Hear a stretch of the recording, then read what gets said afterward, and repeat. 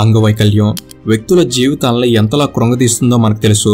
శరీరంలో ఏదైనా ఒక్క అవయవాన్ని కోల్పోయినా ఇక జీవితం ముగిసినట్టే అని భావిస్తారు. అలా జీవితంలో చిన్న చిన్న అంగవైకల్యాలకు, చిన్న చిన్న సమస్యలకే నిత్యం బాధపడుతూ జీవితం పట్ల అసంతృప్తితో జీవిస్తున్న వారు ఎందరో ఉన్నారు. కానీ కర్ణాటకకు చెందిన రాజన్న గారు చిన్నతనంలోనే తన 2 కాళ్ళు 2 చేతులు కోల్పోయినా కూడా ఆత్మస్థైర్యాన్ని మాత్రం కోల్పోలేదు. జీవితంలో ఎదగడానికి అంగవైకల్యం ఏమాత్రం అడ్డు కాదు అని నిరూపించారు ఆయన.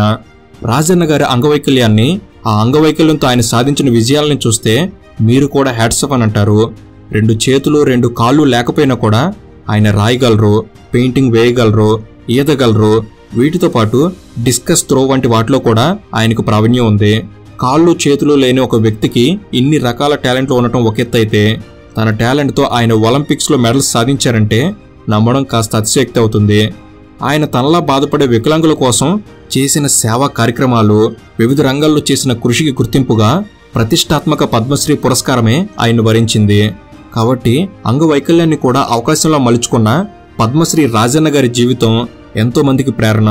కాబట్టి రాజన్న గారి జీవిత ప్రస్థానం ఏంటి, జీవితంలో అంగవైకల్యంతో ఆయన సాధించిన విజయాలేంటి, వికలాంగులకు చేయూతనిచ్చేలా రాజన్న గారు చేసిన సేవా కార్యక్రమాలేంటి, జాతీయ స్థాయిలో రాజన్న గారు చేసిన కృషికి దక్కిన గుర్తింపేంటి, ఇలా అన్ని ముఖ్యమైన విషయాలని ఈ వీడియోలో మనం తెలుసుకునే ప్రయత్నం చేద్దాం.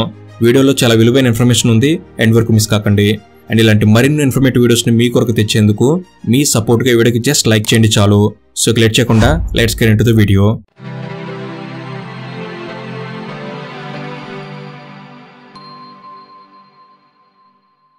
కెఎస్ రాజన్న గారు 1959 డిసెంబర్ 6న కర్ణాటకలోని మాండ్య జిల్లా కొప్ప అనే గ్రామంలో జన్మించారు. రాజన్న గారు పుట్టిన 6 నెలలకే ఆయనకు పోలియో వచ్చింది. కాళ్ళు చేతులు వంకరలు తిరగడం మొదలైంది. దాంతో రాజన్న గారికి 11 నెలల వయసులోనే ఆపరేషన్ చేసి చేతులు కాళ్ళు తీయాల్సిన దారుణమైన పరిస్థితి ఏర్పడింది. దాంతో సరిగ్గా ఏడాది కూడా నిండకుండానే ఊహ తెలియని వయసులో ఆయన తన 2 కాళ్ళను చేతులను పోగొట్టుకుని వికలాంగుడిగా మారారు. ఆ సమయంలో రాజన్న గారి తల్లిదండ్రులు ఎంతో బాధపడ్డారు. దివ్యాంగుడిగా మారిన కొడుకును చూస్తూ ఎంతగానో కుంగిపోయారు. కానీ రాజన్న గారి తల్లిదండ్రులు మాత్రం వారి బాధను ఎక్కువ కాలం దాచుకోలేదు. దివ్యాంగుడిగా మారిన కొడుకుని ప్రయోజకుడిని చేయడం ఎలా అనే ఆలోచనతో ఆత్మస్థైర్యంతో ముందుకెళ్లారు. ఇక రాజన్న గారి బాల్యం చాలా కష్టంగా గడిచింది. కానీ ఊహ తెలియని వయసులోనే కాళ్ళు చేతులు పోగొట్టుకోవడంతో రాజన్న గారు తన మోకాళ్ళ మీద నడవడం నేర్చుకున్నారు. మోచేతులతోనే పనులు చేసుకోవడం అలవాటు చేసుకున్నారు. అంగవైకల్యం ఎలా ఉన్నా కూడా రాజన్న గారు చిన్నతనంలో చాలా చురుగ్గుండేవారు. కాళ్ళు చేతులు లేకపోయినా ఆయన మాత్రం తోటి విద్యార్థులతో సమానంగా పరిగెత్తేవారు. దాంతో రాజన్న గారిని మరింత ప్రోత్సహించాలని తల్లిదండ్రులు భావించారు. ఇక రాజన్న గారికి 6 సంవత్సరాల వయసు వచ్చినప్పుడు తన గ్రామంలోని స్కూల్లో జాయిన్ చేసేందుకు వెళ్తే స్కూల్లో చేర్చుకునేందుకు అక్కడ ఉపాధ్యాయులు ఒప్పుకోలేదు. దాంతో కర్ణాటకలోని మేల్కొట్ట అనే ఊరిలో దివ్యాంగుల కోసం ప్రత్యేకమైన స్కూల్ ఉందన్న విషయం తెలిసి ఆ దివ్యాంగుల పాఠశాలలో జాయిన్ చేశారు. ఈ పాఠశాల రాజన్న గారి జీవితాన్ని పూర్తిగా మార్చేసింది. ఆ స్కూల్లో కేవలం చదువు మాత్రమే కాదు, చదువుతో పాటు swimming, dancing, running, painting, music ఇలా అనేక ఇతర విషయాల్లో కూడా ట్రైనింగ్ ఇచ్చేవారు. దాంతో రాజన్న గారు చదువుతో పాటు పెయింటింగ్, స్విమ్మింగ్, డిస్కస్ త్రో వంటి వాటిలో కూడా కోచింగ్ తీసుకున్నారు. దాంతో కొన్ని సంవత్సరాల్లోనే రాయడం, పెయింటింగ్ వేయడం, పరిగెత్తడం, ఈత కొట్టడం, గంటల తరబడి నీటిపై తేలియాడడం ఇలా అనేక విషయాల మీద రాజన్నకు పట్టు లభించింది. కాళ్ళు చేతులు లేకుండా రాజన్న గారు చేస్తున్న యాక్టివిటీస్ చూసి చాలా మంది ఆశ్చర్యపోయేవారు. చదువుతో పాటు ఇన్ని ఎక్స్ట్రా యాక్టివిటీస్ చేస్తున్నా కూడా చదువులో కూడా ఆయన ఎప్పుడు ముందే ఉండేవారు. అయితే రాజన్న గారికి 12 సంవత్సరాల వయసు ఉన్నప్పుడు 1971-72 ప్రాంతంలో కర్ణాటక ప్రభుత్వం నిర్వహించిన రాష్ట్ర స్థాయి పెయింటింగ్ పోటీల్లో పాల్గొన్నారు. ఆ పోటీల్లో అందమైన నెమలి బొమ్మ వేసినందుకు గాను అప్పటి కర్ణాటక గవర్నర్ రాజపాల్ ధర్మవీర్ గారు రాజన్న గారు దివ్యాంగుడిగా ఉండి కూడా గొప్పగా పెయింటింగ్ వేసినందుకు గాను ఆయన్నే పెయింటింగ్ కాంపిటీషన్లో విన్నర్గా ప్రకటించారు. అలా రాజన్న గారు అప్పటి గవర్నర్ గారి చేతుల మీదుగా స్టేట్ లెవెల్లో మొదటి బహుమతి గెలుచుకున్నారు. దాంతో రాజన్న గారికి రాష్ట్ర స్థాయిలో గుర్తింపు వచ్చింది. ఈ పోటీల్లో గెలిచినందుకు గాను రాజన్న గారికి ప్రభుత్వం 25 ఎకరాల ప్రభుత్వ భూమిని బహుమతికి ఇచ్చింది. కానీ రాజన్న గారు ఆ భూమిని తాను చదువుకున్న దివ్యాంగుల పాఠశాలకి డొనేట్ చేశారు. 12 ఏళ్ల వయసులో ఆయనకు బహుమతిగా వచ్చిన భూమిని వెంటనే తన పాఠశాలకు బహుమతిగా ఇచ్చారంటే ఆయన దాతృత్వ భావాలు ఏ స్థాయిలో ఉండేవో అర్థం చేసుకోవచ్చు. రాజన్న గారు తన 2 చేతులు లేకపోయినా కూడా మట్టి విగ్రహాలు తయారు చేసేవారు. దాదాపు 9 అడుగుల ఎత్తు వరకు ఉండే వినాయక విగ్రహాలు తయారు చేయడం ఆయనకు అలవాటు. అలా ప్రతి సంవత్సరం మట్టి గణపతి విగ్రహాన్ని తయారు చేసేవారు. అలా swimming, painting, running, clay art వీటన్నిటితో పాటు SSLC పూర్తి చేశారు. ఆ తర్వాత మెకానికల్ ఇంజనీరింగ్లో డిప్లొమా కూడా పూర్తి చేశారు. స్విమ్మింగ్లో విపరీతమైన సాధన చేసేవారు. దాంతోపాటు డిస్కస్ త్రోలో కూడా ఆయనకు మంచి పట్టుంది. చిన్నప్పటి నుంచి దివ్యాంగులకు ఉన్న అవకాశాల పట్ల, వారి హక్కుల పట్ల రాజన్న గారు పూర్తి అవగాహనతో ఉండేవారు. అలా తనకున్న అవగాహనతో దివ్యాంగులకు అవసరమైన పూర్తి సహాయ సహకారాలు ఇస్తూ ఉండేవారు. కర్ణాటక రాష్ట్ర వ్యాప్తంగా దివ్యాంగుల కోసం ఆయన అనేక రకాల సేవా కార్యక్రమాలు నిర్వహించారు. 1980లోనే ఆయన సొంతంగా ఫైన్ డిజేబుల్డ్ ఇండస్ట్రీస్ పేరుతో ఒక చిన్న పరిశ్రమను స్థాపించారు.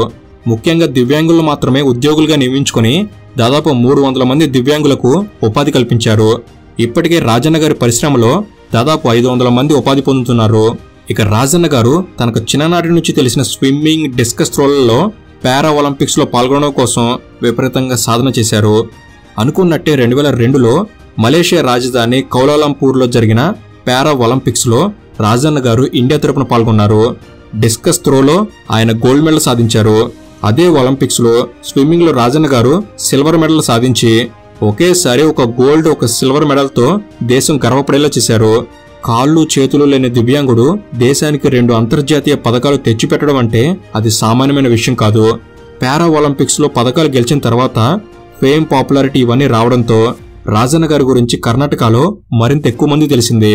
దాంతో సామాజిక సేవా రంగంలో మరింత ఎక్కువ కృషి చేసే అవకాశం వచ్చింది. 2000 సంవత్సరంలో కర్ణాటక ప్రభుత్వం రాజన్న గారికి స్టేట్ అవార్డు ఇచ్చి సత్కరించింది. ఇక 2003లో కేంద్ర ప్రభుత్వం రాజన్న గారు దివ్యాంగులకు చేస్తున్న కృషికి గుర్తింపుగా నేషనల్ అవార్డు ఇచ్చి గౌరవించింది. ఇదే 2003 అప్పటి బెంగళూరు మహానగర పాలక సంస్థ నుంచి ఆయన క్రీడల్లో సాధించిన విజయాలకు గుర్తుగా అవార్డు వచ్చింది. ఇక 2014లో కర్ణాటక విశ్వకర్మ మహామండలి నుంచి కర్ణాటక విశ్వకర్మ రత్న అనే బిరుదు ఆయన వరించింది. ఇక 2016లో రాజన్న గారి పేరు ఏకంగా లిమ్కా బుక్ ఆఫ్ రికార్డ్స్ లో కూడా ఎక్కింది. ఇక 2017లో Indian virtual university for peace and education నుంచి రాజన్న గారికి గౌరవ డాక్టరేట్ లభించింది. దాంతో ఆయన పేరు ముందు డాక్టర్ అనే పదం యాడ్ అయింది. అలా రాజన్న గారు డాక్టర్ రాజన్న అయ్యారు. 2023లో రాజన్న గారు అఖిల భారత కన్నడ సాహిత్య పరిషత్ నుంచి గౌరవ పురస్కారాన్ని అందుకున్నారు. అలా క్రీడా, పారిశ్రామిక, సామాజిక సేవా రంగాల్లో రాజన్న గారి కృషికి తగ్గట్టు అనేక అవార్డులు, పురస్కారాలు, సత్కారాలు వస్తూనే ఉన్నాయి. ఇక కర్ణాటకలో వేలాది మంది దివ్యాంగులకు ప్రభుత్వం నుంచి వచ్చే పథకాలను ఇప్పించటం, స్వయం ఉపాధికి అవసరమైన సహాయాన్ని ఇప్పించటం, దివ్యాంగులకు అవసరమైన సైకిళ్లు, వీల్చైర్లు లాంటివి ఇప్పించటం, దివ్యాంగుల హక్కుల కోసం ఉద్యమించటం, ఇలా అనేక విధాలుగా సామాజిక సేవా కార్యక్రమాలు చేశారు. 2013 సెప్టెంబర్లోనే మొట్టమొదటిసారిగా కర్ణాటక రాష్ట్ర వికలాంగుల కమిషనర్గా 3 ఏళ్ల పాటు ప్రభుత్వ పదవిలో కొనసాగారు. కానీ ఆయన పదవీ కాలం పూర్తి కాకముందే ఆయన్ని పదవి నుంచి తొలగించారు. కానీ కొన్ని రోజుల్లోనే ఆయన్ని మళ్లీ అదే పదవిలో నియమించారు. వికలాంగుల కమిషనర్గా ఉన్న సమయంలో దివ్యాంగులకు అవసరమైన అనేక సంస్కరణలు చేపట్టారు. ఇక రాజన్న గారు కాళ్ళు చేతులు లేకపోయినా కూడా ఆయన సొంతంగా స్కూటర్ నడపగలరు, కారు నడపగలరు. ఇలా దివ్యాంగుడైన ఆయన డ్రైవింగ్ లో కూడా ఎవరి సహాయం లేకుండా ప్రయాణిస్తారు. రాజన్న గారు తన జీవితంలో కళలు, క్రీడలు, సామాజిక సేవా రంగాల్లో చేసిన కృషికి గుర్తింపుగా 2024లో కేంద్ర ప్రభుత్వం సామాజిక సేవా విభాగంలో రాజన్న గారికి ప్రతిష్టాత్మక పద్మశ్రీ అవార్డు ప్రకటించింది. అలా దివ్యాంగుడైన రాజన్న గారు 2024 మేలో ప్రధానమంత్రి నరేంద్ర మోడీ గారి సమక్షంలో ఏకంగా రాష్ట్రపతి చేతుల మీదుగా పద్మశ్రీ పురస్కారాన్ని అందుకున్నారు. పద్మశ్రీ పురస్కారాన్ని స్వీకరిస్తున్న సమయంలో రాజన్న గారు రెడ్ కార్పెట్ మీద నడిచిన విధానం ఆయన విజయాలకు, ఆయన ఆత్మస్థైర్యానికి ప్రతీక. పద్మశ్రీ పురస్కారాన్ని స్వీకరించడానికి ఢిల్లీ వెళ్లిన ఆయన బెంగళూరు నుంచి ఢిల్లీ వరకు ఆయనే స్వయంగా తన కారును నడుపుకుంటూ ఢిల్లీ వెళ్లారు.